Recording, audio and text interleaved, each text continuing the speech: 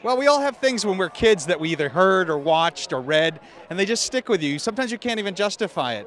And I don't know, I think it's just this, even though it was a 1912 book, and I'm this kid in 1976, I'm about 11 years old, and I read this thing, I just couldn't drop the idea of being like this extraordinary person in a new world and having like the coolest best friend. You're trying to win the heart of the most beautiful woman in the universe. I mean, what is there not about that for an 11-year-old boy to love?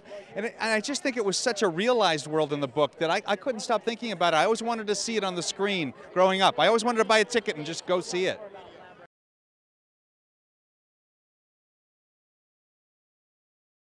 Well, it's literally 100 years old, this book, as of this month.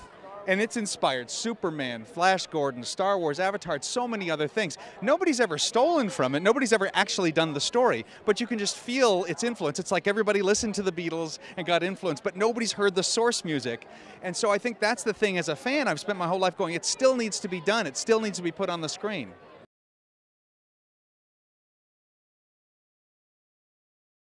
I feel like I won the lottery. I mean, not only did I get to make this movie that I've always wanted to see, but I got surrounded by the best actors, the best crew.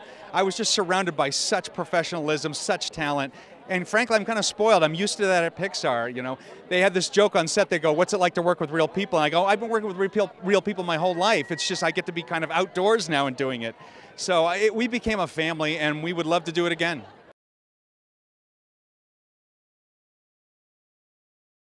Hopefully it'll capture this sort of timeless aspect of adventure, romance, wonder, this kind of stuff that I kind of took for granted at the height of what I consider the golden age of movies in the 70s and 80s, of those kind of movies.